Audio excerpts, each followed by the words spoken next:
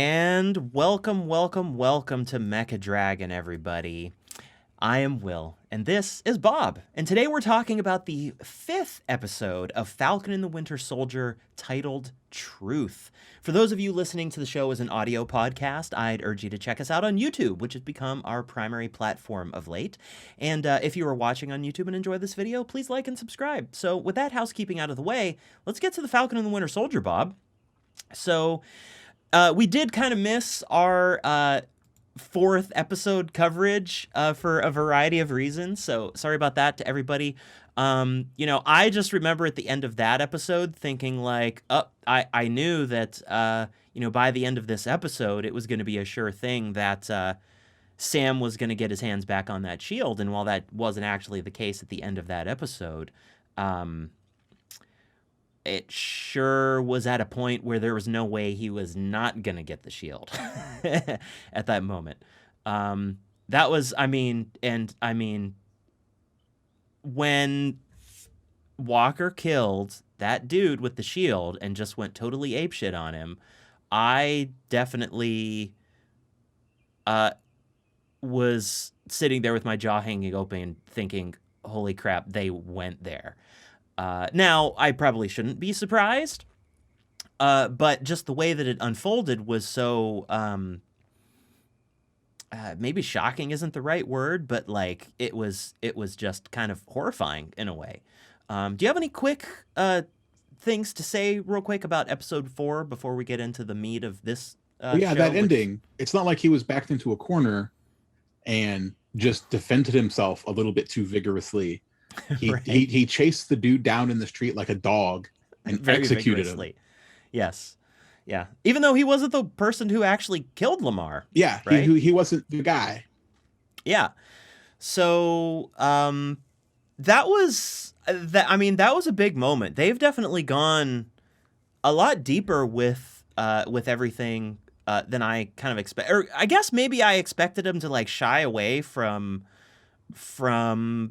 like commentary on like present day society, but they really haven't, and I've really been pleased with the way that the show has been doing that. So okay, so that episode 4 was big, a lot of big moments, but there's a lot of really big stuff in episode 5 too.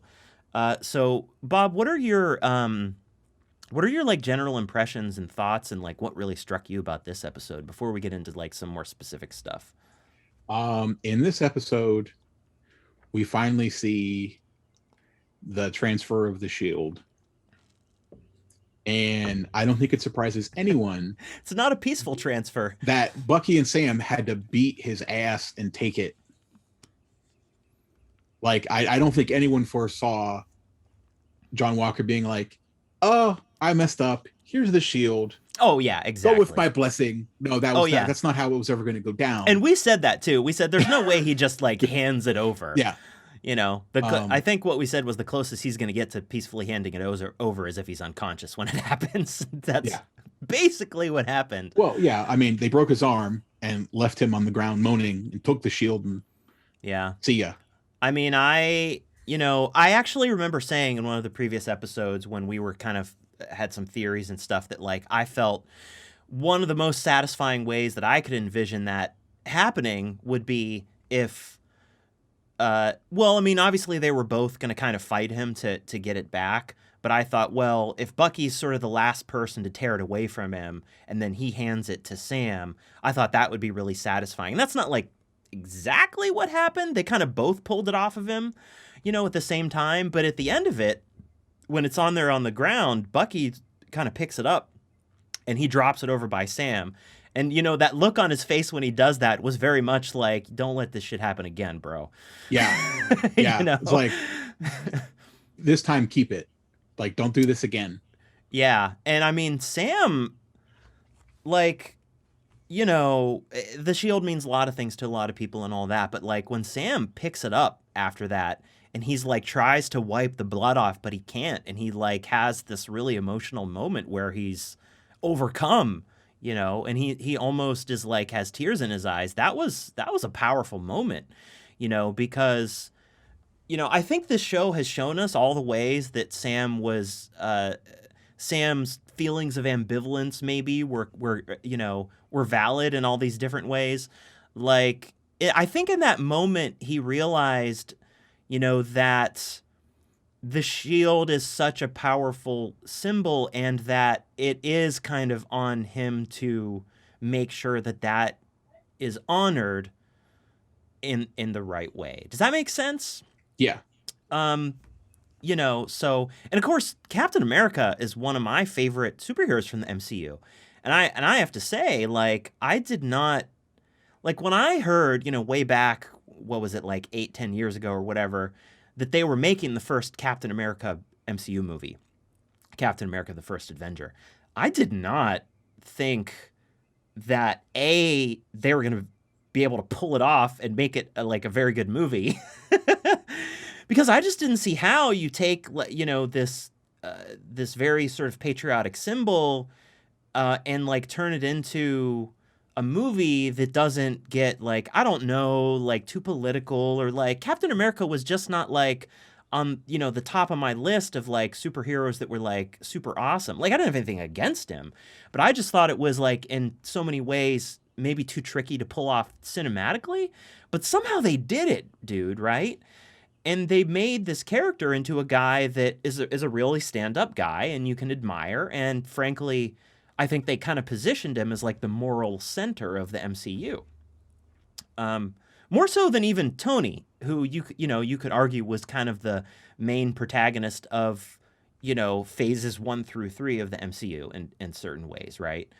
I don't see where you would have the phrase moral center and Tony Stark in the same paragraph, probably not even the same page. I mean, he's a hero. He definitely put it all on the line to save the universe, but at the end of the day, he was a very damaged human being. Yeah, and he certainly came a long way, and he may have even have had the biggest arc in the whole MCU, right? Because he went from the guy you see in the first few scenes of Iron Man 1, right? To where he's like, buy my wonderful missiles that will kill people and have a drink on me. And like, I'm a international, playboy and like, like, and I'll insult you and all this stuff, to the guy who sacrifices his life to like save everybody. He literally became the guy that Steve was, busting his balls about in the first Avengers movie, where he was like, you're not the guy to lay down on the wire to let, everybody else through. But he became that guy, so props to him. But what I'm saying about Steve is like, somehow they made that work and they turned him into this character that a lot of people have a lot of strong feelings about and an attachment to, right? And I'm one of those people. And so that's part of the reason I think that as viewers of the MCU, as fans, we get these reactions where, we really, a lot of the fans, dislike Walker, and he's obviously a very different character from Steve and all of this stuff. But like, that's all there. But I think that this show showed us how the people in the world of the MCU also have this attachment to the symbol of Captain America, and how Sam has really struggled with that. And of course, we've talked about how his journey has been one of kind of like acceptance of like, how is he going to carry the torch, and does he deserve to carry the torch? Should the torch be carried? Like, all of these questions, right? Does that make sense to you? Yeah, I mean, there were several story arcs. That's certainly one of them. You see examples where the original Captain America was, like they say, he was an icon, and with all the pluses and minuses to having that icon, he was something we could all aspire to. Yeah. And you see on the other side of that coin, John Walker's almost a cautionary tale. Yeah, and something you said before in one of our earlier episodes about how, this is the power of the symbol that John Walker has been wielding. I mean, prior to, him getting, the mantle of Captain America stripped away from him in episode 5. But, Steve made that symbol what it is now because of all the reasons that he was the moral center of the MCU and such a great hero and all, and you know, the strength of his personal character and his integrity and all of that stuff, right? And so when the government, the Pentagon, you know, whoever it was ultimately that made this decision to take the shield from the Smithsonian and give it to John Walker, their perfect soldier man, you know, they, what am I trying to say here? They took the power of that symbol because they wanted to use it. Now, I think you could definitely argue that they had the best of intentions. You know, I think there's probably some political, you know, PR maneuvering and stuff involved, but you know, that's just par for the course in politics. But I just think, they imbued him with the power of this symbol. And what Zemo said an episode or two ago makes so much sense, where it's like, you know, the problem with these figures is you start to look up to them and it becomes a symbol, and then wars are fought over it and all this stuff. You start to lose sight of the flaws. And that's basically what happened with John Walker, right? Because he's not another Steve Rogers, for sure. Yeah, You know? when I start really seeing things I'm thinking come out of Zemo's mouth repeatedly, it makes me start to worry. But It's yeah. I think that's one reason that Zemo is such a good villain, and we'll get to Zemo yeah, later. I mean, Uh, you have to condemn what he did and how he did it. But I mean, if somebody blew up your whole country, you could see being a little salty about it. You oh know? yeah, totally. You know, and it's yeah, he's a complex character. I think the MCU has gotten to a much better place with the complexity of its bad guys. You know, and I And the think complexity of all their characters. Because yeah, like in real life, nobody is just one thing. yeah, And previously, you saw in a lot of superhero movies where the superhero was just all good and the bad guy was just all bad, and there was no gray in between yeah. to make you care about either one as a real person. They were all icons, an icon of good and an icon of evil. Yeah, and I think, you know, there's more I want to say about this when we get to John Walker, because I think, you know, he's also emblematic of this in a certain way. But you kind of have to. I think the MCU almost has to do this, because you know, today's audiences, with everything that people have been living through, for not just the past year with, you know, the pandemic and stuff, but like the past decade, the past like couple decades even, um, things feel more complicated than they used to. Maybe that's because I'm a little older now, but you know, the world is constantly evolving, and you know, I think they kind of have to keep up. So, but this is all to say that like in that moment when Sam was sort of cradling the shield and trying to wipe the blood off and having that reaction, like all of this stuff came into my mind, right? Like all of these feelings I had about, you know, the character of Steve Rogers and what he created with you know, in the symbol of Captain America, and like thinking about like how what this symbol also means to the population of Earth in the MCU, right? Because it's not like nobody knows who Captain America is, and you know, and this is just some, you know, star spangled guy that like jumped out of a window and suddenly like, who's this guy killing a person? Um, so yeah, so that, I mean, obviously that is a huge moment that reverberated throughout this whole episode, and I'll tell you, I got a lot of personal satisfaction out of the line Bucky gives when after Walker says, "You guys don't want to do this," and like Sam gives him a look, and Bucky's like, "Yeah, we do." Bucky's wanted to do it the whole series. Oh yeah, and From the look, second the dude touched the shield, Bucky I think wanted to do he's exactly what happened. yeah, I think he's even said it a couple of times before this too. And look, like they didn't do this lightly either. Like he had a chance to take it, was literally in his hand before when they were fighting on top of those semi trucks, right? He caught it when it was like flying back, and then he just like handed it to him. So like, you know, they didn't do this lightly. I think they gave John Walker many chances, you know, to not be to not do the type of stuff that he did. Well, yeah, they you know? definitely gave him a chance, and he blew up that chance spectacularly. Yeah, yeah. And I also am continually impressed with Wyatt Russell's acting as John Walker. And by the way, I did not mention this before, but you know that he is the son of Kurt Russell and Goldie Hawn, right? Yeah. Yeah, yeah. So I think you can really see it in his face, actually. But Well, yeah, if you look at Kurt Russell back in like Escape from New York. Yeah, yeah, yeah.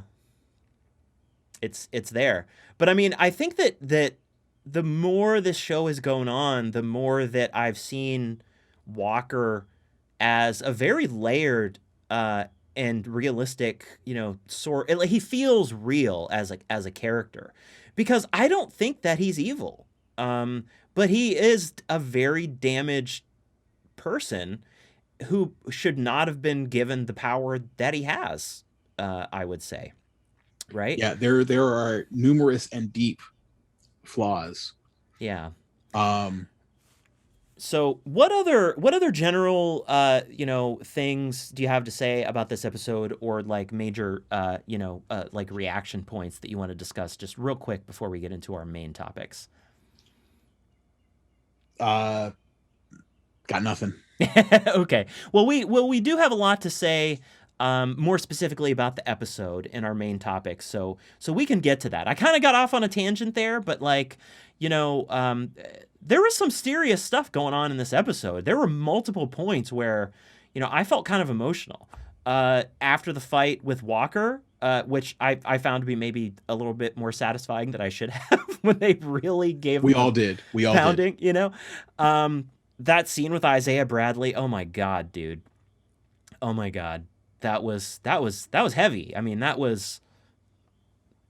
mean, in the acting that those guys did. I think you mentioned Carl Lumbly's Yeah, performance. Carl and, Lumbly like, is a fabulous actor. I remember Carl Lumbly. I first saw him back in the 80s in Buckaroo Banzai. He was one of the good aliens. oh yeah, that's right. He was also in this series called Mantis.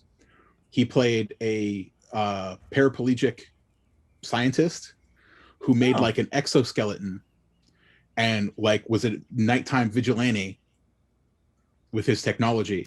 Oh, I think I do remember that a little bit. And he was one of the first black superheroes, like where he was the main character that I ever remember seeing in a series on TV. Like I don't remember anyone before that. Like before that, it was always like the sidekick or Oh, yeah, plot yeah. element or something. Where Mantis, the focus was him. Oh, yet another bit of experience that made him the perfect casting choice for this role. He did. He was also played Dixon on Alias with Jennifer Garner. Oh yeah. Good show. It was a good Good show. Alias. Yeah. So he's had a very long career. Yeah. Okay. Well, let's get to the main topics, shall we? Let's get to these main topics. Okay. So I want to talk about Walker first because he's my favorite MCU punching bag, as you know. Okay. So let's get to Walker. Falcon and the Winter Soldier Episode 5 finally gave us that sweet, sweet moment we've been waiting for. John Walker getting punched in the face. But seriously, I also want to take a moment to appreciate the fantastic job Wyatt Russell has been doing in playing Walker. This is a character I've been able to empathize with almost as much as I've wanted to punch him in the face. And the fact that he's been able to elicit such strong, sincerely emotional reactions from the fan base shows what a skilled actor he is. But back to geeking out. He may have an ego the size of a small planet, but it's hard not to feel for the guy at least a little bit when he speaks out at his sentencing and says, "You built me, and I've done everything you've ever asked me to, and I've done it well." He's not evil. He's a guy who's devoted his life to serving his country and who became damaged as a result before the mantle of Captain America was set on his shoulders, with all the great expectations that came along with it. Then he snapped under the weight of it all. And here's where we can see the big contrast between him and another traumatized character, Bucky. Whereas Bucky undertook a difficult ongoing process to heal, Walker suppressed his emotions even further and is focused on revenge. I mean, he lied to Lamar's family about who he killed, and you can just see the vengeful murder in his eyes in that scene. I believed him when he said he wouldn't let the person who killed his partner go. It's just that he hasn't killed her yet. But don't forget the truly epic level of entitlement. He insists he is Captain America, both to Sam and Bucky at his public sentencing. I think it's this entitlement, this ego, and his jingoistic black and white morality, combined with a lack of compassion, that made the ass-kicking Sam and Bucky gave him so satisfying for me. And of course, he just can't let it go. He's unrepentant at his sentencing. And in the show's first post-credit scene, we see him cobbling together a makeshift Captain America shield and welding it together with his Medals of Honor. So what do you think, Bob? Do you think Walker's gone over the edge, or has he been in free fall for a while now? How much can you empathize with him? It's like they say, pride before the fall. I mean, he was just way too prideful. It was all about him.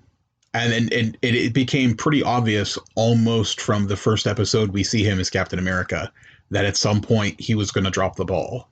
Now, we probably didn't know how spectacularly he was going to drop the ball, chasing somebody down in the middle of the street and executing him in front of, 200 witnesses. But I didn't call that precisely, but I felt like it was going to be pretty bad. He was going to go overboard on something, and boy, did he. Yeah. And he just snaps and goes crazy.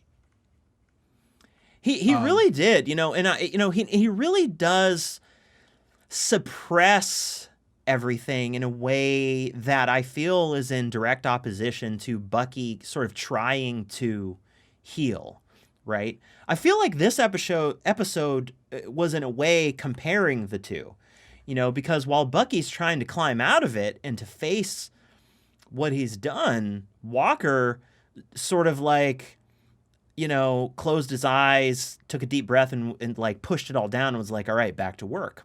Yeah, but he was so crap at it. I mean, he kept trying to suppress just to explode later.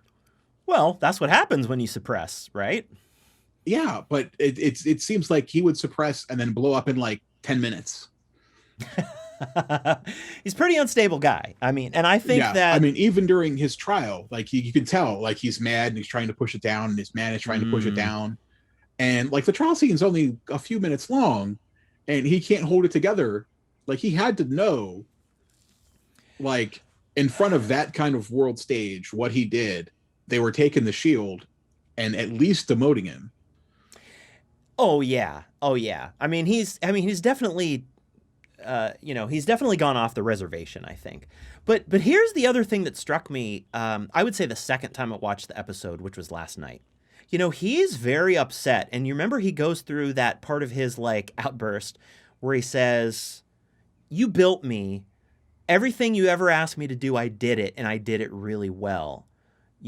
So in a way, they kind of set him up to fail. I mean, he's not really wrong there. And I think that one of the reasons a lot of people have I'm on Twitter and, I pursue Reddit, peruse Reddit and, look through, things online and what the chatter is and how the fans are reacting and stuff. And one of the things I've noticed is there does seem to be a section of the fandom, and I don't know how actually big it is, because you have to wonder, the most vocal segment of a population is not necessarily, the majority. However, there are some people who love John Walker and, seem to really connect with him on some level. And I think part of what may be behind this is look, a lot of people in the world and in the United States in particular, for sure, feel like they've been left behind. And that they have followed the rules, and that they have worked hard and done everything that, that we were always told that we were supposed to do for the American dream or whatever. But everybody's pissed off because it didn't actually work out, right? In a lot of ways, the society hasn't been doing too well. this, that, and the other. Like, I don't, we don't need to get into like a whole like, societal or like political analysis or anything. But I'm just saying, like, there is definitely, there's definitely a sense of people being angry because the system is not working for them, and they have felt even betrayed by the system, and they maybe have responded to it in a way where some people are like, "Oh, well, you're crazy. You're just doing something. Um, you shouldn't have voted for that person. You're nothing but an awful racist." And to be sure, there are racists out there, and people and racists do racist things. But I'm just saying, people may respond in a way that is not so constructive. People may do bad things, but that doesn't mean that there's not a legitimate grievance. Like, this is kind of what I've been talking about in terms of like bad guys and villains in the MCU, right? It's like Zemo, for example, has a legitimate grievance with the Avengers, with, everything that went down. His family got killed. Carly Morgenthau has a legitimate grievance in terms of how the people in these GRC camps have been treated and are being treated, right?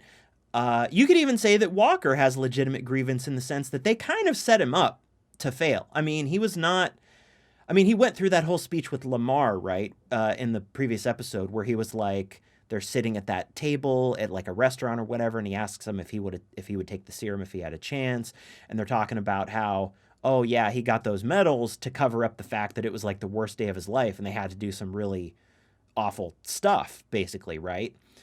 Like, this is a highly decorated guy, but he's also a highly damaged guy who's highly damaged because he chose to serve his country, and they put him into these situations. Look, I'm not saying that the military doesn't have to do some really difficult stuff that can traumatize people. I'm saying they took this guy who was already damaged, and they put the weight of all this Captain America stuff on him, and it broke him.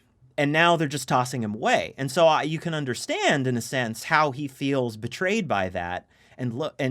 But he's also reacting really badly, and that's what's moving him on the spectrum towards, being a bad guy.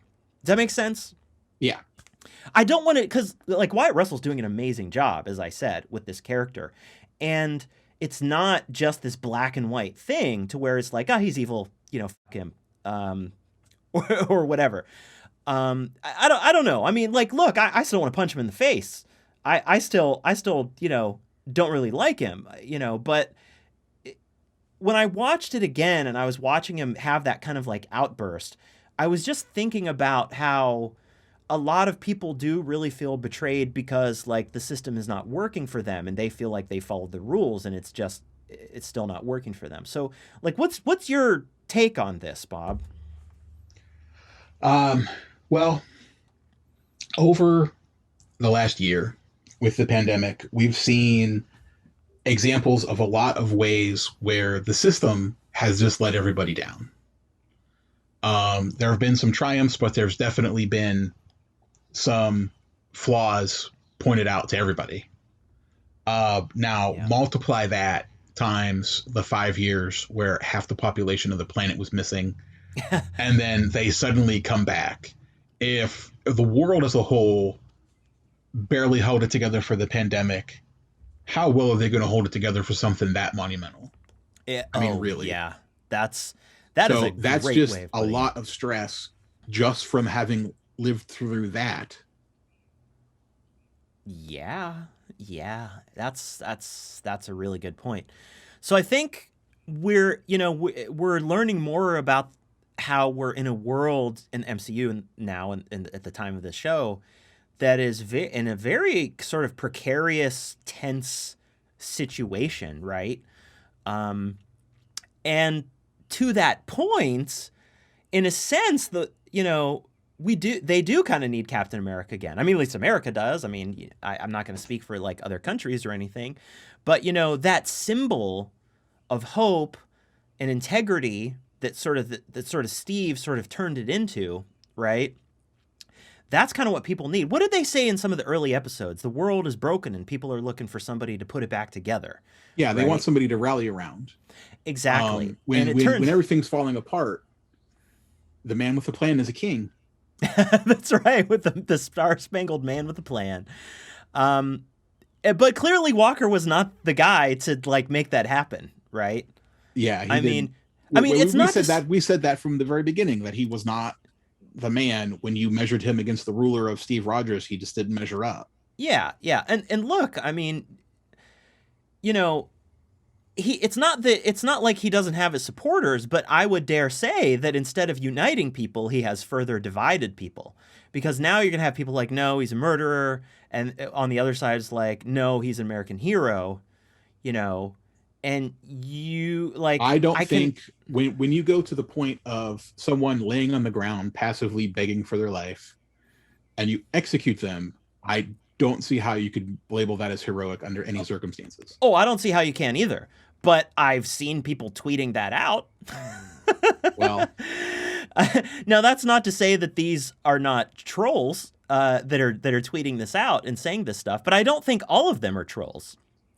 But look, all I'm saying is, I think that you can imagine a scenario where somebody has the shield and takes on the mantle where they don't create a situation that fosters that kind of division the way that Walker did. And I have a feeling that Sam is the guy who would have, would be uniting people instead of dividing people. At least as much as anybody can. As much as anybody can. So that's kind of how I feel about that. Obviously we haven't seen the last of Walker. He was in there making his, shield in the garage. The hillbilly garage shield. Yeah, he was like using his medals of honor to like weld it together. So he didn't do it with vibranium, so it's probably just like steel or something. At most, maybe he got himself a hold of some titanium. I don't think the tools he had would have formed titanium. Yeah, I don't think he could have welded titanium. Just for the average, person, like I can go buy titanium if I wanted to. It's expensive, but you can do it. You can't just go buy vibranium. Right. So right. when he eventually comes up against Sam and Bucky again, he's definitely going to get whooped again. Yeah, in fact, we're gonna talk predictions in a while as well too. But like, he's gonna show up in the next episode, and he wants to kill Carly, and he's gunning for her, and that Val, who we're gonna talk about in a little bit, that I think she's gonna want him to kill Carly and probably further employ him, given that he has the serum in him now. I mean, his arm is already healed. He was using his left arm to make that shield and put that together, so, but like, look at his face in that post-credit scene where he's putting that shield together. Look at his face in that post-credit scene. He ain't happy. I think he has gone over the edge. Like, how would you, like, when do you think was the moment that he'd well and truly lost it? Was it the moment that, like, Lamar was killed? Was it before then? The turning point is when they're having the fight in the hotel. Mm-hmm. And he's like, they're not even super soldiers, where he just gets completely whooped. He sort of expected when he was up against a super soldier that the super soldier would have the upper hand. But right. When a couple of just normal humans just not only won, but like handily won, like it wasn't even close. It wasn't even a fight. It was just him getting embarrassed. They made him look like a toddler, trying to fight an alligator or something. It would be like me trying to fight Bruce Lee. I lost twice before I even got in the ring. Yeah, it's not happening. Yeah, so that was too big of a blow to his ego, you think? Yeah, I mean, and then everything after that just was just more nails in the coffin of his self-image. Like he just couldn't handle that many losses in a row. It was a lot of losses in a row. Yeah. Okay, well, I think we're agreed about Walker here. Yeah, he's gone full wackadoodle. Yeah. He's gone full wackadoodle. Okay, so let's move on to our next topic. Episode 5 of Falcon and the Winter Soldier was a big one for Sam. He finally gets the shield back, but he's not sure what to do with it right away. He does finally decide to pick it up and wield it, but not until after he gets Isaiah's story. And let's face it, if he ever learned something that could make him cynical and convince him not to use the shield, it would be what Isaiah went through. But Sam also went home and saw some of the best of America too. Family and community together, working to build something, helping each other.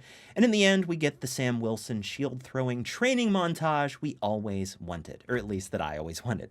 This episode really slows down to give us a breather between the big action sequences, so Sam's story can take the time it needs to develop properly.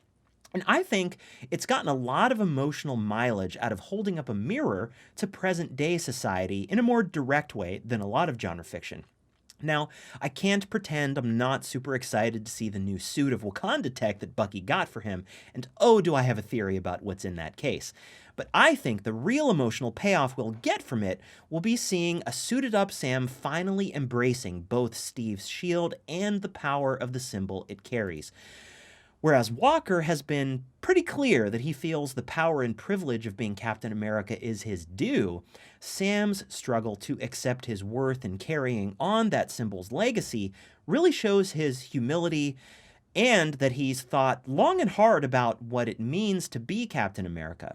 So Bob, what are your thoughts about Sam in this episode, where he's at in his journey, and him finally getting not only the shield, but what's presumably a substantial suit upgrade?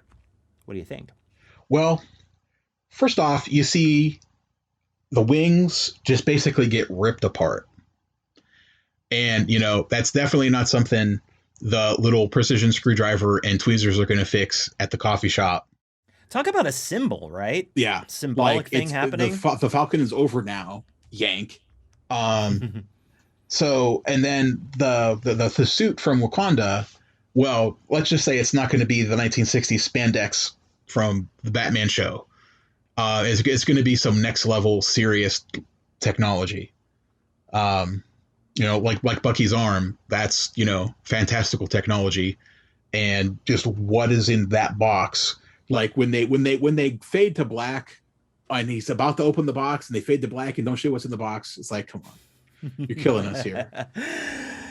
Yeah. And when we both know eventually there's going to be some kind of, South Park-esque montage. South Park-esque montage? Why? What do you mean South Park-esque? There was every time I see a montage for like the last 10 or 15 years, I remember this episode of South Park where they did some kind of montage and they had this big song, "Gotta have a montage." Oh yeah. Okay. Yeah, I mean, I think I actually called it that he was going to you have a training montage with the shield in this episode. You almost have to have a montage for that because there's only so many times you can see him mess up throwing the shield and then duck when it comes back at a weird angle before it's not funny anymore. And they only have 2 episodes left, so it's not like they could just for like 4 episodes see him biffing up the shield. Exactly. You got 4 minutes. Learn the shield, dude. Let's go. I did get a good chuckle out of the one shot where he like throws it long and it goes like wobble and it like hits the tree and falls down. It's like, because you're not gonna like throw that thing around like Steve was in his heyday, like right away, like without some serious practice. Right. And I'm also reminded of that moment during the fight in Captain America: Civil War where Spider-Man's like, that thing does not obey the laws of physics at all. Yeah. And also, the same guy, like we said before, who was trying to fix the wings at the coffee shop with a couple of little hand tools, still can't get that diesel engine running. And finally, his sister's like, "Go, just get out. Like, stop playing with things you know nothing about." Leave. And Bucky's like, I don't go barrel rolling and stuff. You don't come down here and mess with the boat. Just go." And it's just brutal. Like his sister is not impressed by him at all. Just like leave. No, not at all. You gotta love Sam's sister, Sarah. Oh yeah, she's awesome. Yeah, she's fun. So I mean, it was I think that the montage was well placed in the episode and in the show, and I don't think it was too much. It didn't cross the line into being like cheesy with like like a song like playing in the background and like he's like it wasn't running Rocky. or whatever. Yeah, it wasn't Rocky. Where like Although watching the first Rocky, you felt like that montage was almost a quarter of the movie. It wasn't. although But it now felt I longer than kind it of have was. to go back and put together a montage of Sam training with the Eye of the Tiger. Like I feel like I kind of have to Oh, do that now. yeah, that'll be good. But with reference to Sam, like in terms of him finally coming to terms with like, I guess I better keep the shield, right? And okay, so let me ask you this. After he meets with Isaiah, right? And we're going to talk about Isaiah and that conversation more specifically after this. But just in terms of Sam and his journey, like, after he meets with Isaiah, like, I wasn't sure what he was going to do after that. Like, what were your thoughts, like, about Sam and where he was headed, personally after that meeting? After that conversation, maybe it's just me interjecting my thoughts into it, but you Mhm. almost see Sam like stand up a little straighter and square his shoulders, and he makes a conscious decision, I believe, in that moment that you know what, he is going to take on that mantle and he is going to make a difference. Yeah. I think he's gotten to a point where he feels like it's his duty in a way to at the very least keep the shield from like becoming a symbol of like murdering random people. you know. Yeah, Um that can't be the last time the shield is seen in public. He's got to salvage that image. yeah, absolutely. And I something I find really interesting. You remember when Carly said, and I think it was in episode 4, she said that shield represents all the people who were left behind, right? Yeah. She said something like that. Thinking about it now, after everything that we've seen, and I feel like if now Sam embraces the sort of the mantle of Captain America in some way and carries that shield around and actually like wields it, which it appears he will be doing, thank goodness, that there is something to be said about the symbolic value of now the fact that Captain America is a black man, an American black man. Because now that kind of puts a wrench in the gears of what Carly said in a way. I mean, it's not like it erases like the history of like the point she was trying to make with that statement, but what I'm saying is it almost is a way to start counteracting that narrative and sort of making it a symbol that now encompasses uh, those people that maybe were left behind before, if that makes any sense. Like I feel like it's an evolution of the symbol that gives it the possibility of being inspirational to more people who previously felt like, what was it that Sarah said when when Carly called her, that that government doesn't care about my world, so why should I care about their mascot? Well, yeah, any big system, there's going to be people in that system who feel marginalized by it, regardless of their reasons for feeling marginalized, whether they're actually in truth being marginalized or not. They're going to feel that way, so they're going to rail against anything that symbolizes that system. So the shield, if you're one of the people who feel like you've been left behind, especially after John Walker starts going around and being like attack dog for the GRC, if you feel like the GRC has left you and everyone you care about in the dust, even if that isn't necessarily fair, because just think about it logistically, they have several billion people they have to deal with. So even if they were being run perfectly, it's going to take a lot of time. There's no way they can, in a 6-month period, fix half the population of the Earth. It's Well, just going to take yeah. time. Well, it's only been a But few months, and if you are one of the people who are still waiting, you don't care how much time it's going to take. You have problems today. yeah, yeah, and look, like, the GRC definitely has like a historic, unprecedented problem to deal with, and it's got to be more difficult than most things. But as you see in But the scene where like it looks like to be the head of the council talking, they obviously don't have the best interests of the planet in mind. They're about their own power, it seems like. oh yeah, yeah, which it comes as no surprise to anybody who's paid Well, yeah, attention not to really shocked. to Yeah. things. But that's not to say that they haven't dropped the ball. In a lot of ways, which they seem to certainly have done, which we talked about before, and I don't think I can't take anybody's argument seriously that says that, like, for example, somebody like Isaiah Bradley doesn't fall under the category of somebody that's been left behind, let's say. So, so there's that. But I'm just saying, when Sam kind of explains his decision, and what is it that he says? Oh, now I'm forgetting the line. But I mean, the fact that he decides that he's gonna take it up now is a hopeful thing, right? And it's also Sam not giving up, right? Like, oh, it's what he said to his sister. He's like, what's it all for if at the end of it all, what's all this pain, for if at the end of it all, I'm not willing to get up and keep fighting, right? So that resonated with me. And I thought that the fact that it would be Sam wielding it now takes a little bit of the air out of Carly's claims, or it creates the potential for that to be the case, at least. So that's kind of what I'm seeing right now. But okay. Isaiah Bradley broke my heart in this episode. No, I was not surprised by his story. Aside from being pretty close to his comic book origin, it's literally the sort of thing that's been done before, super soldier serum aside. If you don't believe me, just Google the Tuskegee syphilis experiment. But this was a man who had gone through so much that you could hardly blame him for being bitter and wanting to be left alone.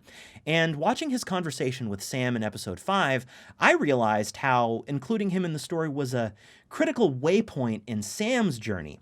If Sam's choice is to accept the shield or not, maybe even whether to continue the legacy of Captain America or not, then Isaiah represents all the very good reasons to be skeptical, cynical, and pessimistic about choosing to try and do so as a black man in America. Obviously, I cannot speak to what that experience is like, but in my opinion, this is why stories like this matter. Film and TV in particular, I think, have this amazing ability to immerse you in another person's point of view and subjective experience. Carl Lumbly just knocks it out of the park with his performance here. And so does Anthony Mackie. Now, I'm not even sure what else to say except that this was such a powerful scene for me, and I honestly wasn't sure how it was going to affect Sam and his choices in that moment. So what are your thoughts about this scene, Bob? There are so many people who are already, and like, Sam's got to take that shield. He's got to be the next Captain America. He's got to do it. And Isaiah makes a good counterpoint to that argument. Like when Sam walks in with the shield and goes to take it out, Isaiah's like, I don't even want to see it. Just leave it in the thing, dude. That, is an icon of a country that in the long run failed him. And the only reason he currently has any peace at all is that everybody thinks he's dead. Yeah. Because Sam's like, hey, we need to tell your story. It's an important story. And the guy's like, if you talk about me, tomorrow I'll be dead. No one wants to hear this story. It's an important story. It's an embarrassing story for the American government. No one wants to hear it. Yeah. So just the fear of, like, you may refer to Isaiah as somebody who's been left behind. Well, he hates the system. He wanted to be left behind. He just wants to be left alone to live out his day. I mean, left behind being a very loose term in the context of Isaiah. I mean, he got totally effed over And then he was like, I'm leaving you behind. And then somebody, you know, faked his death and he escaped and has been, you know, living a very quiet life out of the public eye ever since. Dude just wants to be left alone to water his plants and, you know, live his life. Hang out with his grandson and just, right. Yeah. And like, you know, it's like, it's so interesting because the story he tells about what happened to him parallels what happened to Steve so much. I mean, obviously some details are different, you know, but like he disobeyed orders to go save his men and came back. And whereas Steve was hailed as the conquering hero and elevated, you know, to like almost like mythical, you know, legendary status in American society, this guy was covered up, imprisoned, experimented on for 30 years. And the only way he got out of that was because, you know, somebody helped him fake his death, basically. Yeah, so, well, I mean, one of the differences among many, one of the differences, Isaiah went and saved people that the American government didn't want them saved. Yeah. They wanted to bomb that prison camp to hide what they did because that was... Because they did not want anybody to know that they were experimenting with super soldier serum on a bunch of black people. At best. Yeah, well, I mean, it was, and that was all very traumatizing for him. So it's like when he says he doesn't even want to see the shield, when he says, do not tell people this very important story because, you know, I'll probably end up dead the next day or, you know, whatever the implication is. Like, yeah, you get it, you know, like I empathize. I mean, you know, I can't like, you know, really understand what that all must have been like personally, but holy cow, like that's awful, dude. Yeah, we've all seen the spy movies where somebody has information they would have better off not having, and then they spend the whole spy movie trying to escape, you know, rogue government agents who are trying to shut that up. Yeah. So I mean, the acting in that scene it hit me hard. I mean, you know, it's an emotional scene and, you know, you're right. It's the other side of the argument, right? It's like a lot of the fans have been saying, you know, for the longest time, well, ever since the end of Endgame, like, yeah, Sam should, you know, we want Sam to wield the shield, basically. Wield the shield, Sam. # wield the shield. But the other side of that, the other, you know, argument is what Isaiah says. And that's, I think in a way, you know, what he's been saying, I mean, Sam didn't know all the details of his story, you know, before that conversation, but in a way, that's the kind of stuff that made Sam really ambivalent about it and made him give it up in the first place, I think.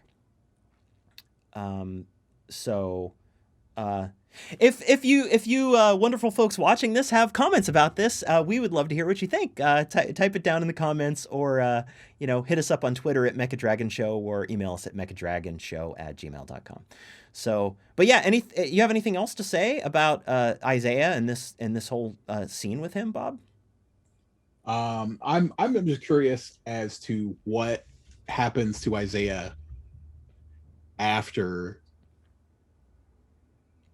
you know, episode 6 of the series. Yeah, you know, I have to say that when this all started and there was like just rumors that Isaiah Bradley was going to be in it, and even after the first scene with him, I was thinking, well, there's a chance that he actually shows up and like kicks some butt. But now I really doubt that's going to happen. And actually, to me, that even feels more realistic, you know, because him showing up and like, you know, being like, all right, I'm suited up and here to help feels more like sort of a brainless summer blockbuster than the very thoughtful, you know, dramatic television show that we have on our hands right here. Well, yeah, Isaiah doesn't even want anybody to know he exists. Yeah. Yeah. So it's unlikely he would have the information channels of, oh, they're in trouble, I should go help. It'd be more like shaking his head like, I told him that was stupid. I told him, you know. So yeah, so I mean, I guess we'll see. But I at this point, I really doubt that he's going to show up in an action capacity. You know what I mean? But who knows? I guess we'll see.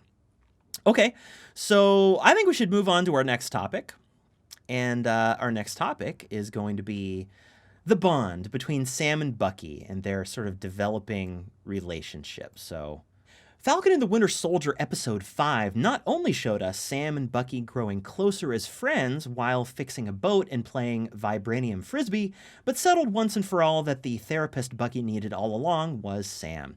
Maybe it's because of all they've been through together, or Bucky finally seeing the same thing in Sam that Steve did, but the metal-armed former assassin finally genuinely opened up and let Sam counsel the shit out of him.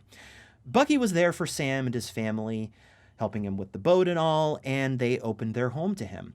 It's gotta be the most non-homicidal human contact he's had since 1943. I think this is also the most growth we've gotten to see in Bucky since Steve sacrificed so much to help him in Captain America Civil War. Now, if both Bucky and Walker are traumatized soldiers, Bucky is the one making an effort here to take a good look at himself and heal. He gave the shield back to Sam rather than trying to take it as his own, despite having a much stronger personal attachment to it than Walker. Bucky is the one adhering to a personal rule not to hurt people. The contrast is just interesting to me. It's why one is a good guy and the other is a guy we constantly want to punch in the face. And it's clear Bucky's developing friendship with Sam is good for him. He actually smiles in this episode, more than once. They may bust each other's balls a bit, but they've got each other's back in a way that I think they didn't quite before. Bob, what are your thoughts about this burgeoning friendship and where Bucky is in his journey and how that compares to Walker? What do you think? I think the scene that really brings is when they go to split up and they're like, okay, we're a team. We're partners. Well, maybe we're coworkers. Like they try use less and less and less personal terms to define their current relationship. Like they're not going to get all mushy and be like, I love you, bro. I love you too, bro. We're not going to see that scene with those two. Right. But that's just them, that doesn't mean that they're not on good terms or anything. It's just means they're I think they're just the bonding they had with Bucky helping fix the boat and, Sam, accepting Bucky to the point of here, come stay with me and my family. And, family is really important to Sam. If Sam had even the smallest shred of doubt about Bucky, he'd have been like, yeah, you should go get that hotel. See you later. I would even say that the way that they're busting each other's balls is the evidence that they're growing closer. Oh, right? Yeah. Because that's the way that you deal with a guy friend of yours, basically. I mean, maybe not, that's not how everybody does it, but these guys, that's how they do it. That's definitely the kind of relationship that I've had with friends in my life. Maybe such as with yourself, you son of a bitch. Perhaps. But that kind of thing. And I also want to say I got a real kick out of when Bucky was flirting with Sarah. That gave me some laughs. And from the shit-eating grin on Bucky's face after he does it the first time that he knows that it's getting to Sam, and that's exactly why he's doing it. Oh, yeah. But also, I think there is one other reason that he is, kind of flirting with Sarah. And I think it has to do with the fact that, she knows who he is, and she doesn't care. She knows that he was the Winter Soldier or whatever, but to her, she's just Sam's friend, and she still smiles at him. Yeah, and she still kicked him out with Sam. Bye. Not impressed. Yeah. Get your ass out of here. You and your robo arm, go do something else. I have to actually fix this, you two idiots. Exactly. Think back to the date that Mr. Nakajima set him up with that girl from the bar or whatever, the bartender lady. It wasn't like they had a horrible date. I mean, it sort of ended awkwardly, abruptly, and abruptly. But she's asking them these questions. She's like, "Well, how old are you, anyways?" And he's like, 106, and she laughs, and he's like, takes a drink. And she asks him about his arm, why he wears his gloves, and he's like, poor circulation, which is not technically a lie since he has zero circulation in that arm, it being made of vibranium. And not veins.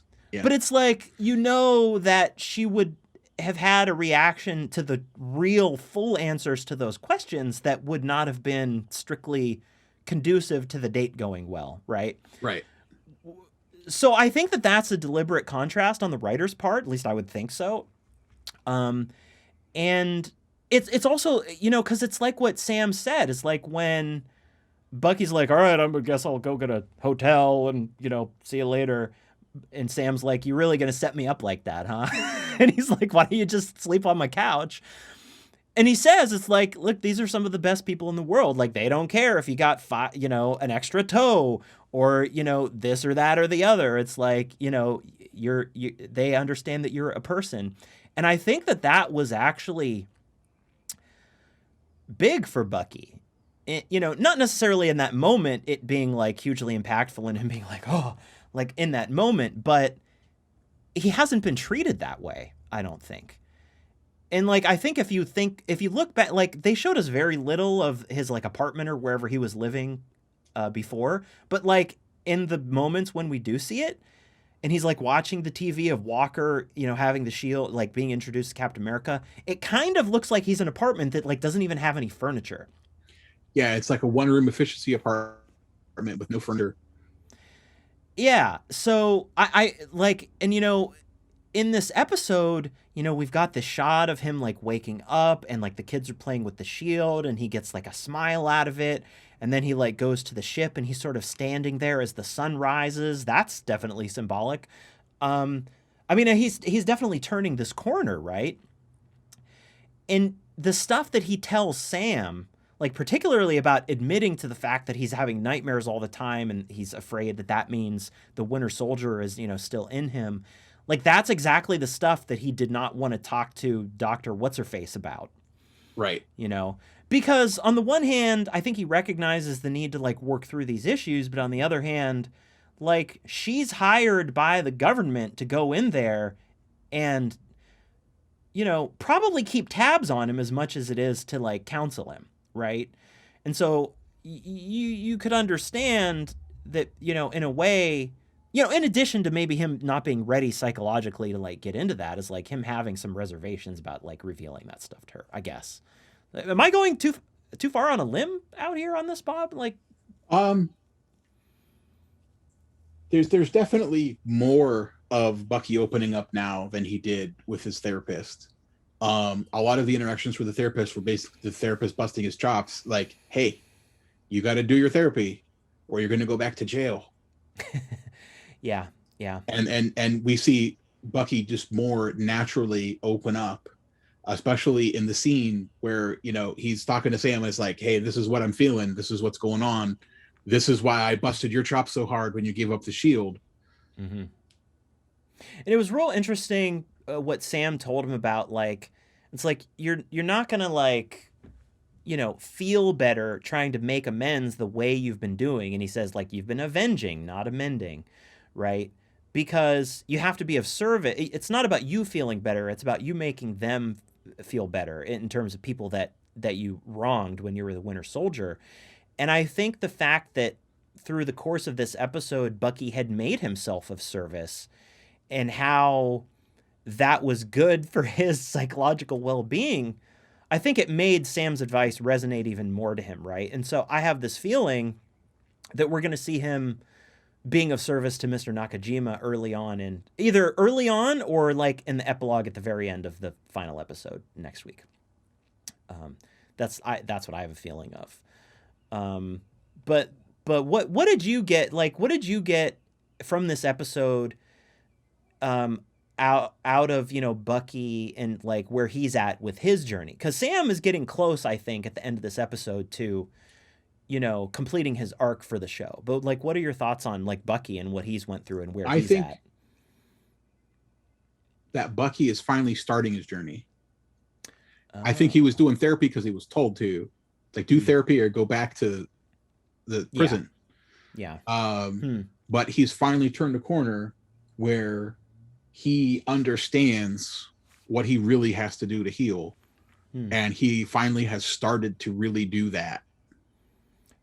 So he's finally kind of out of denial in a way, is kind of what you're saying, or no? Yeah, he's Okay. he's he's he's putting forth the work for himself, not because he was told to do it. Mm-hmm. Yeah. Yeah. Okay. Yeah, yeah, I get it. Yeah. For himself this time. Mm-hmm.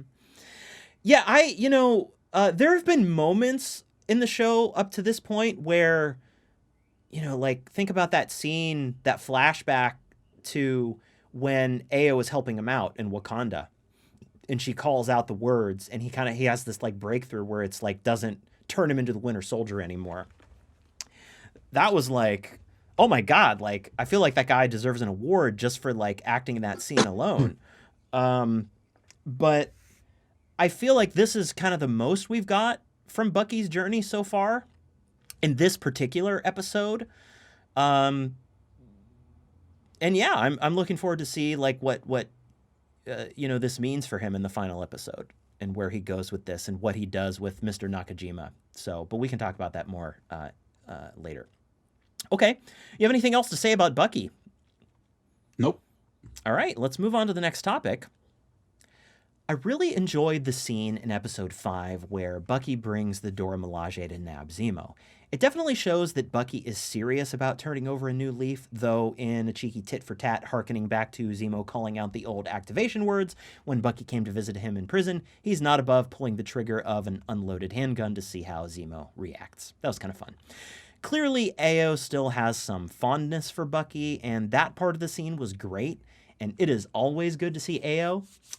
But what I haven't seen much conversation about is what Zemo was doing there and what his plans were. Now, clearly, he expected Bucky and the Dora to find him, and I think he was hoping they would kill him. He looked right down the barrel of that gun and didn't flinch. Moreover, he was just waiting there at the Sokovian Memorial. You can almost imagine that the family carved into the stone there are Zemo's. Personally, I think he was waiting to be killed so he could be with them again. Zemo's a great villain because he has a legitimate grievance you can empathize with, and because he actually has some principles. He even has a good argument about why super soldiers shouldn't be created. The show has been setting up this question of do the ends justify the means? Remember that Machiavelli book he had in prison. And clearly Zemo comes down most firmly on the affirmative answer to that question. Now, Bob, a few questions for you. What do you think about this scene? What's your reading of the relationship between Io and Bucky? And where do you place all the main characters in this show in terms of their answer to the question, do the ends justify the means? Okay, after Zemo says, "Hey, Bucky, I'm not going to kill you, and I crossed my name off of your book. I forgive you. Whatever you did, you felt you had to. We're cool." He feels he, as best as he can, has completed his mission about the super soldiers. Yeah. He's destroyed all the serum that he knows about. The only other serum is coursing through the veins of people, and he's expecting that the upcoming fight is going to take care of a lot of that. Yeah. So in his mind, he's like, okay, I've done what I can do. I'm ready to go to prison or, wherever I'm going, wherever Bucky's going to send me. And then he sees, Bucky put the gun in his face, and he kind of, when he heard the click, he kind of flinches a little bit, but not really in fear, more of surprise. Like, yeah, I'm not dead. And I think right before then, he even gives Bucky like a little nod, like, I'm ready. Like, I'm ready to go, dude. All right, let's do it. Yeah, and face it, Zemo's a guy who thinks like 10 steps ahead. Right. Like, he knows, like, when he points out, hey, you've never been to the Sokovia Monument, and then stands there waiting for him, and he's like, I expected you a long time ago. Like, he's obviously been there waiting on him to show up. It's not like he went there to say his goodbyes to his family and then bounced and tried to run away. He waited there for Bucky. Yeah. I mean, come on. It's like, is the Dora Milaje not going to find you?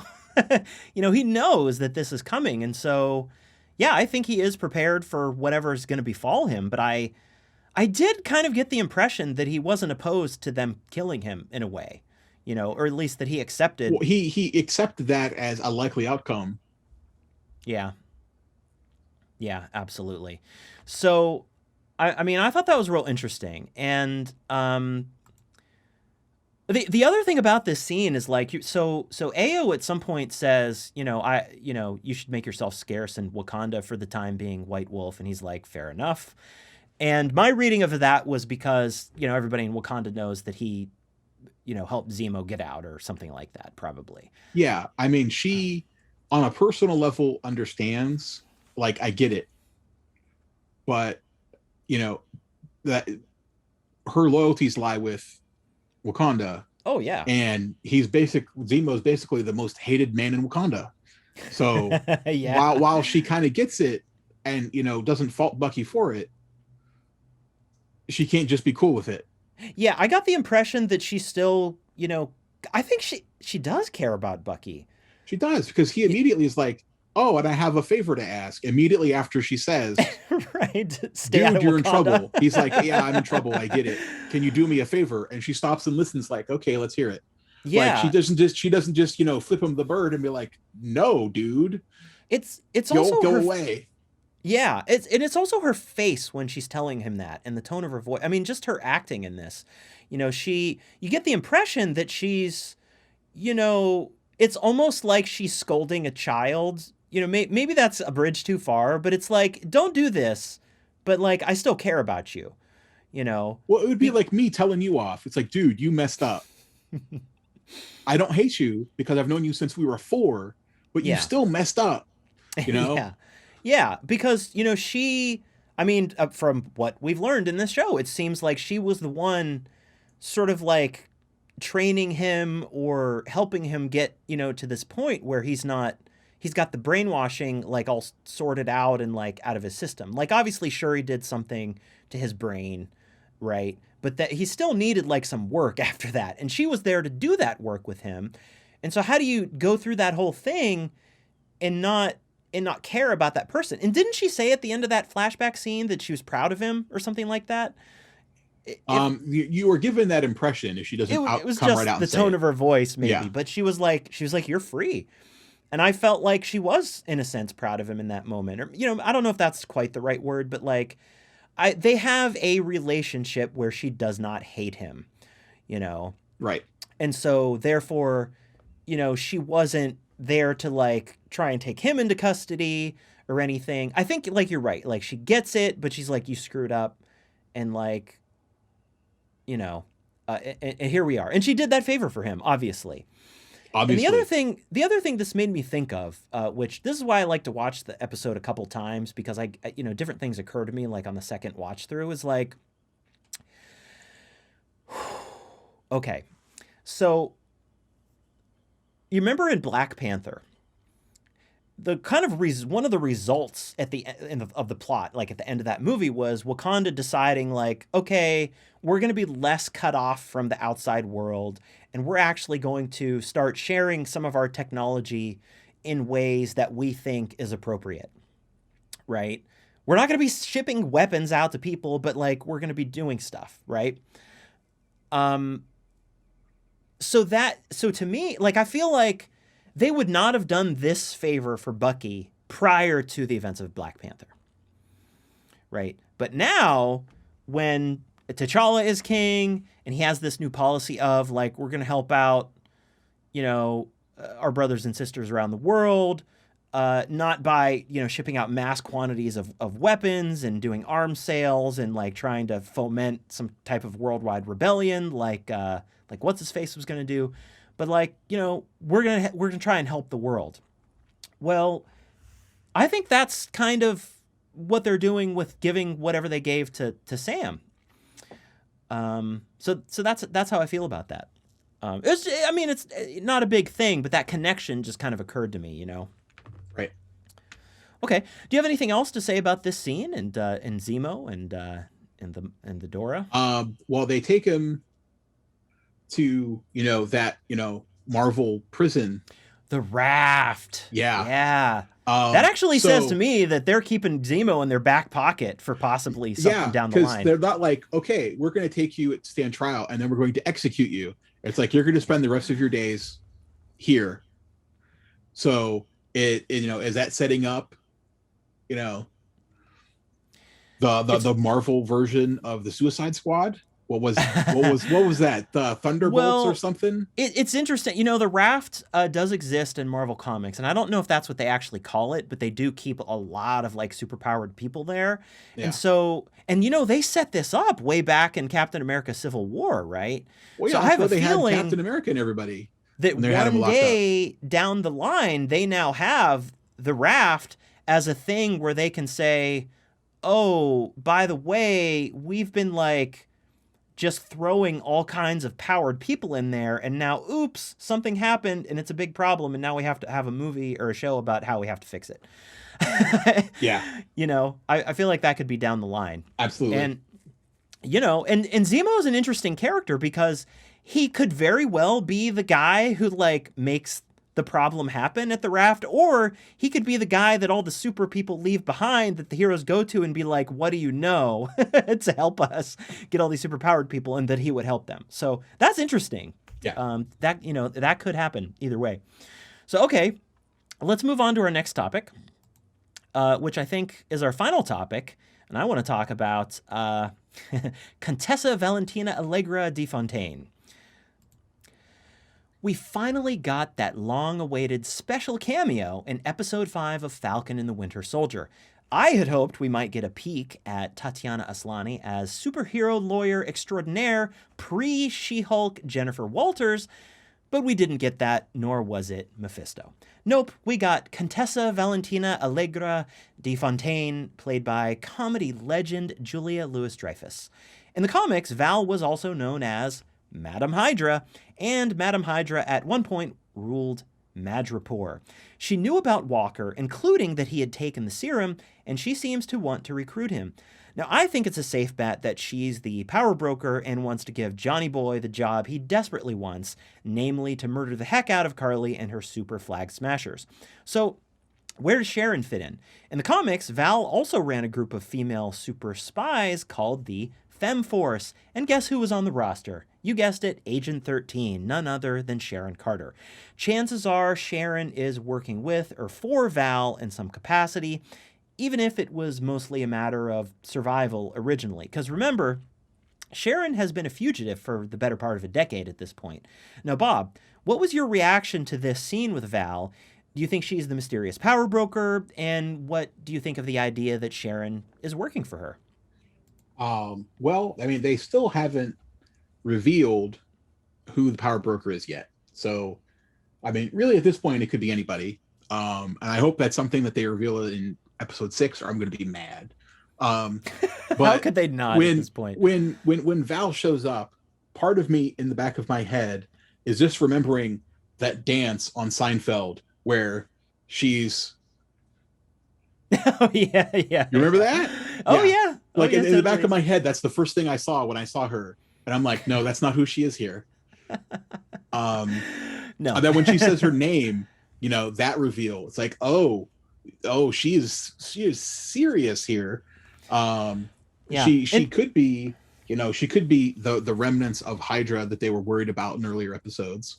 Yeah, and by the way, she could be the power broker. I mean, there's lots of underlying story there that I hope they get to.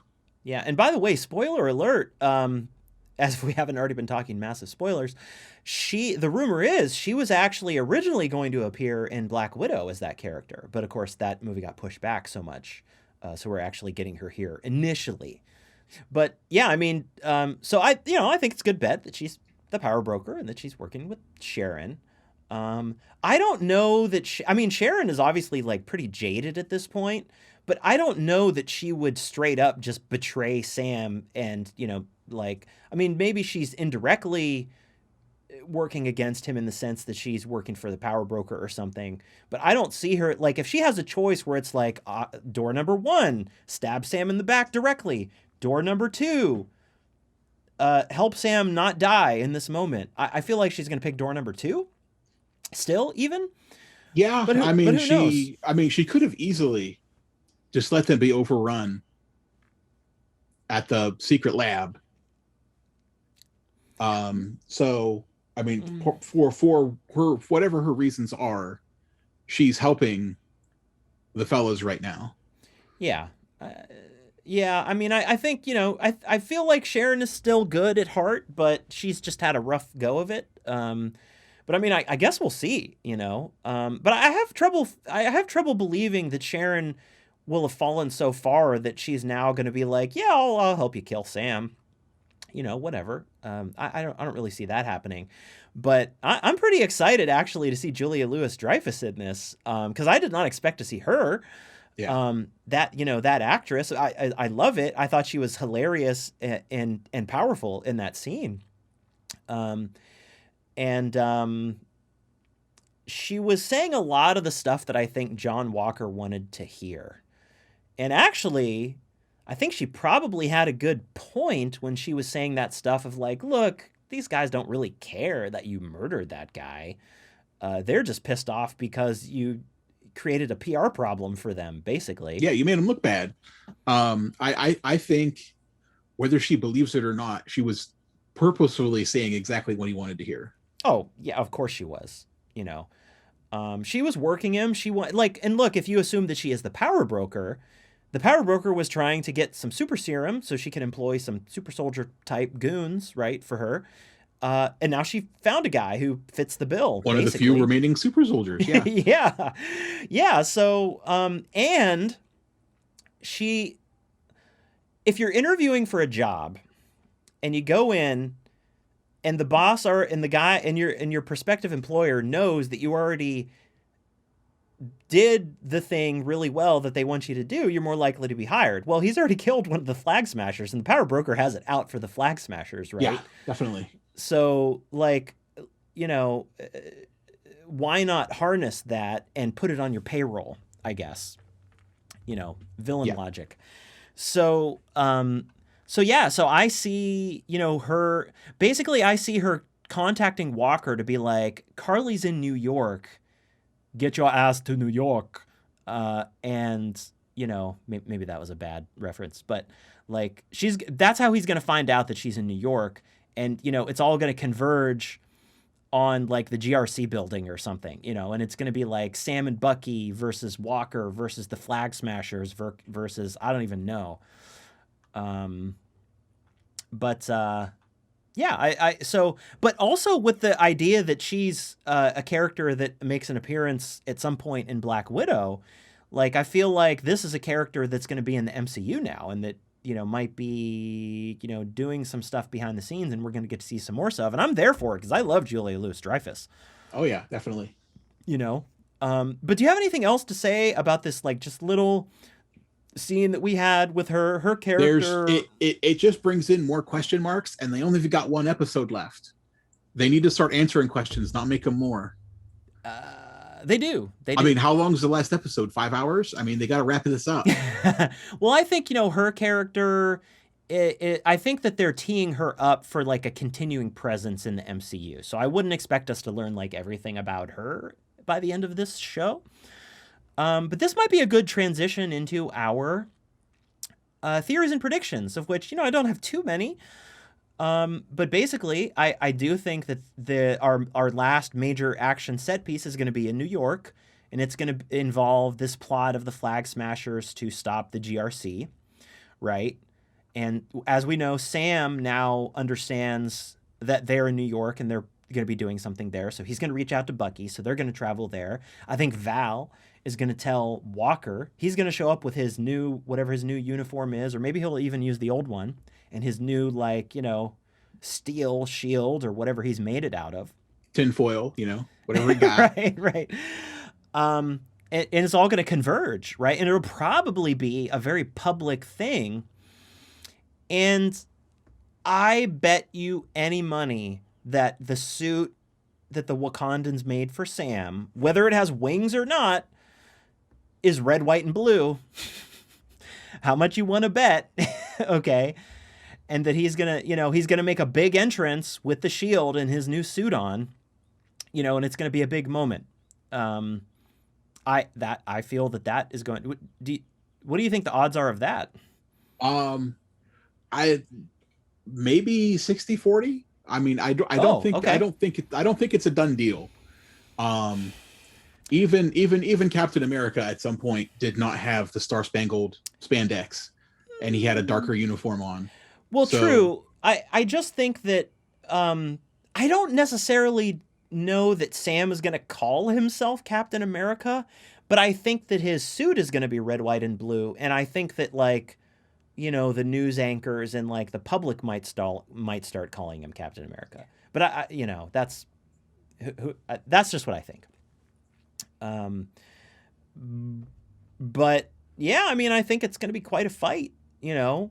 And Walker's going to be there basically just trying to straight up murder the Flag Smashers. And his narrative will be something like, hey, guys that just, tried to like punish me and strip me of like my pension and all this stuff. This is what I was trying to tell you about. The Flag Smashers are here to like murder the GRC and like all of that. And so that's going to sort of be like his sort of thing. mhm. And then he's going to just try and like kill them all basically. And Sam's going to be there, like, look, we don't have to murder everyone, and this doesn't have to be a war. Yeah, it doesn't have to Um, be a massacre. We could all just pipe down. right. And, Yeah. and figure something out. So, I don't know how it's going to resolve, but I have a feeling that that action set piece is going to be a big part of the final episode. I think we're going to get, at some point, either at the beginning or at the very end of the episode, we're going to get Bucky, finally dealing with Mr. Nakajima. And I don't know that he's going to straight up be like, I'm the guy who murdered your son, but he might just be like, I happen to know what happened, and there was this assassin, and your son really was there, wrong place, wrong time.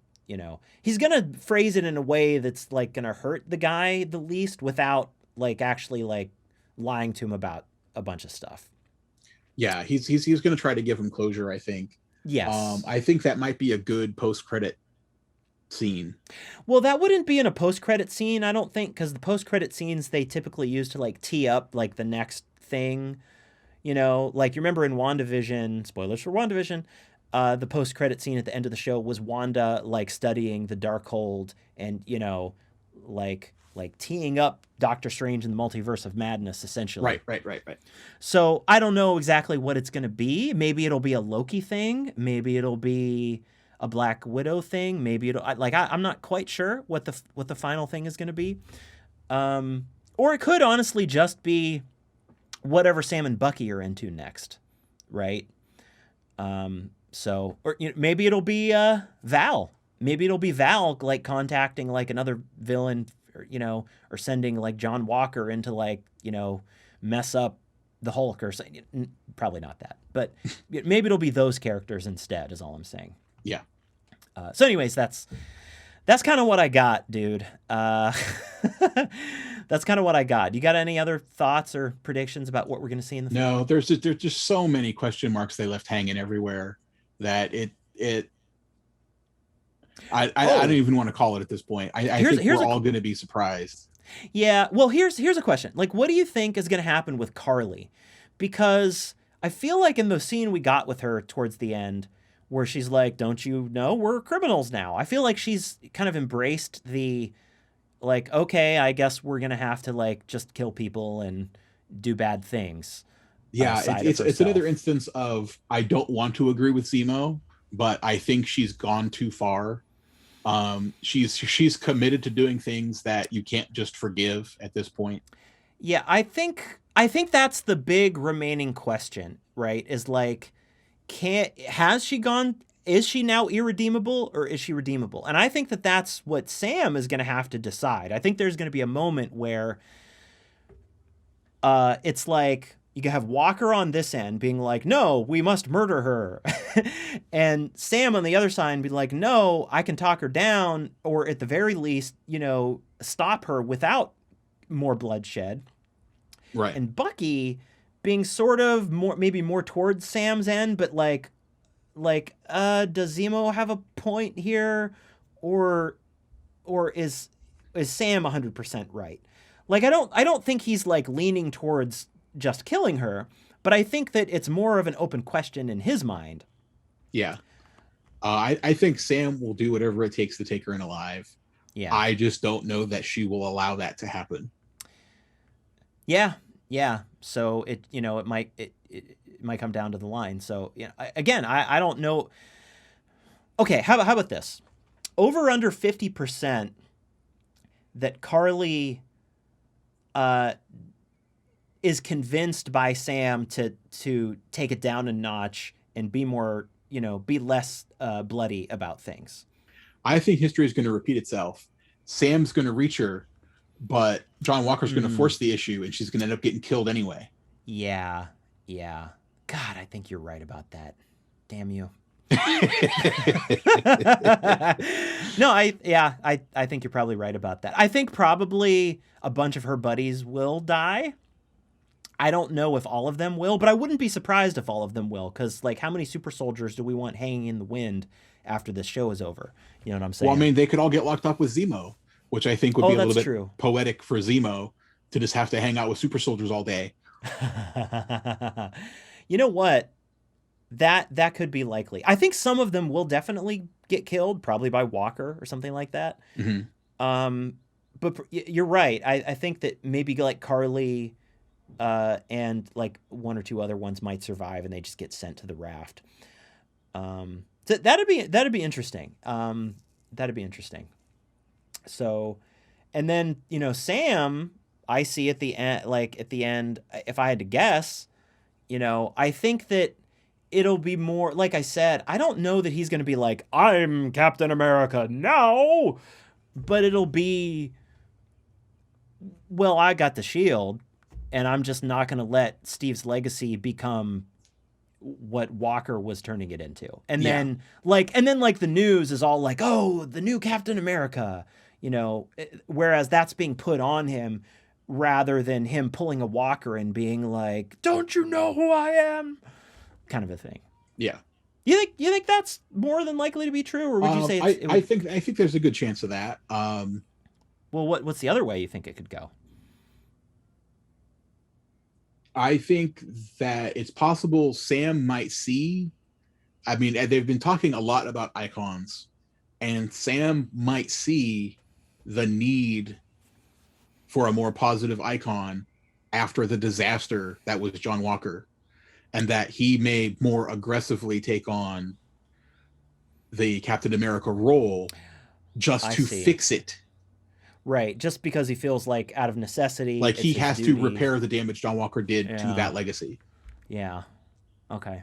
Yeah, I could see that. Okay. In other words, you're saying he might actually reluctantly say, okay, I am Captain America. Yeah, I'm Captain America. We'll show you what John Walker should have been. Okay, interesting. Okay.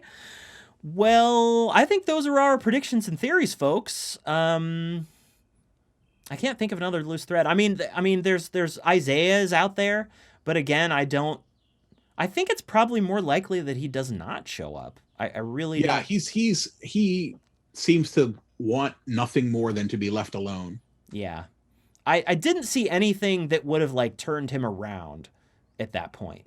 Now, that's not to say that he might make an appearance later in the MCU in another movie or something. I don't know. Maybe if there's there's a good way for them to do that, I wouldn't rule it out. But I don't see him getting involved in like the final fight.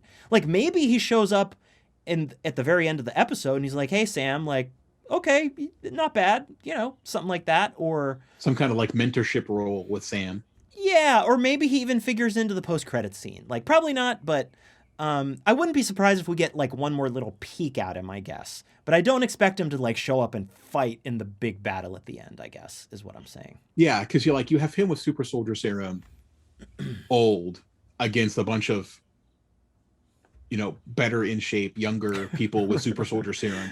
Right. It wouldn't be like your average, 20-something against him with the Super Soldier Serum. It would be up against other super soldiers. Right.